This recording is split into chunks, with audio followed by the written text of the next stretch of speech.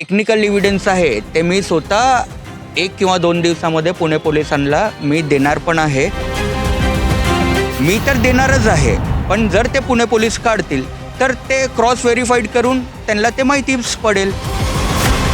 काही दिवसात नाही, मागच्या 5-10 दिवसामध्ये त्यांच्याशी त्यांनी कॉन्टॅक्ट केलेलाच नाही आहे. पूर्ण सेट केला गेलेला विषय आहे हा आणि भविष्यामध्ये याचं तुम्हाला सगळे रिझल्ट्स भेटतील.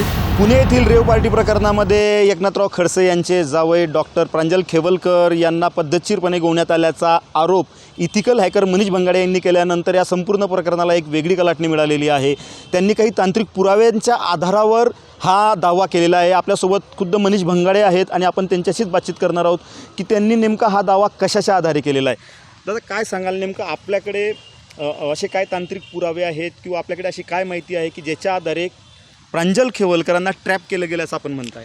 सर, अशा भरपूर गोष्टी आहे की ज्याच्या आधारावरती मी सांगतो आहे. पहिली गोष्ट तर ही आहे की आता पुणे पोलिसने त्यांना अरेस्ट केलेलं आहे आणि जे माझ्याकडे टेक्निकल एव्हिडन्स आहे ते मी स्वतः 1 किंवा 2 दिवसामध्ये पुणे पोलिसांना मी देणार पण आहे. तर पहिली गोष्ट ते आहे की त्यांनी पहिले हे काढावं की प्रांजलनी त्या रेव पार्टीमध्ये असणारे जितकी पण दुसरे जे लोक होते त्यांच्याशी संपर्क केव्हा साधला होता किंवा त्यांना कोणी फोन केला होता की तिथे बोलावलं गेलं होतं, हे पोलीस माहिती काढू शकतात आणि असे टेक्निकल एव्हिडन्स भरपूर आहे. तर मी 1-2 दिवसामध्ये हे पुरावे त्यांना देणारच आहे.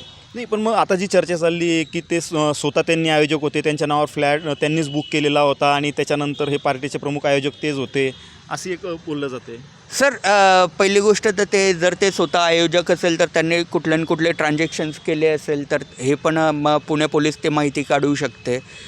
त्यांच्या अकाउंट्समधून काही ते फ्लॅट्स बुक झाले किंवा काही झालेलं आहे त्यांनी ते तपासावं. आणि मी सांगतो आहे की जे माझ्याकडे पुरावे ते तथ्य नसू शकतं, म्हणजे ते ऑथेंटिकेटेड नसतील. बट जर ते पुणे पोलीस काढतील, मी तर देणारच आहे, पण जर ते पुणे पोलीस काढतील तर ते क्रॉस व्हेरीफाईड करून त्यांना ते माहितीच पडेल की खरंच ते फ्लॅट काय प्रांजलने बुक केलं होतं की त्याच्या नावाने दुसऱ्याने बुक केलं होतं किंवा त्यांना तिथे आमंत्रण पत्रिका देऊन लग्नाला बोलवलेलं होतं.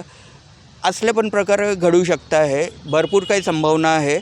मी स्वतः 1 किंवा 2 दिवसामध्ये पुणे पोलीसकडे मी जाणार आहे. आपण असंही म्हटलं आहे की त्या पार्टीमध्ये जी काही लोकं आलेली होती, ज्या काही महिला आलेल्या होत्या, त्यांच्याशी प्रांजल खेवलकर यांचा काही एक संपर्क झालेला नाही काही दिवसात किंवा त्यांच्याशी त्यांचा ओळखच नाही आहे. काही दिवसात नाही, मागच्या 5-10 दिवसामध्ये त्यांच्याशी त्यांनी कॉन्टॅक्ट केलेलाच नाही आहे. याचे पण पुरावे पोलिसांना पण सापडतील, माझ्याकडे तर आहेच.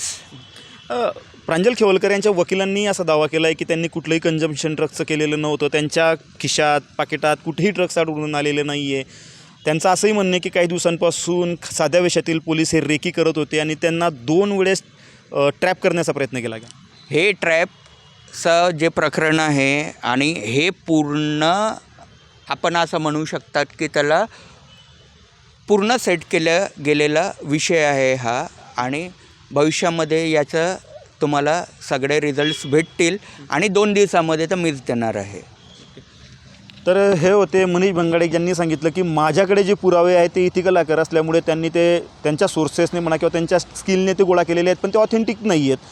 पुणे पोलिसांनी मात्र मी दिलेले पुरावे जे असतील ते क्रॉस व्हेरीफाय करावे आणि त्या क्रॉस व्हेरीफाय केल्यानंतर त्यांचे निदर्शन असेल की प्रांजल खेवलकर यांना या प्रकरणात गोवण्यात आल्याचं मनीष भंगाडे म्हणत आहेत. आता नेमकं भंगाडे यांचे पुरावे पुणे पोलीस तपास करतील का आणि या संपूर्ण प्रकारात नेमकं पुढे काय होतं हेच बघणं महत्त्वाचं ठरणार आहे. विजय वाघमारे, न्यूज 18 लोकमत, जळगाव.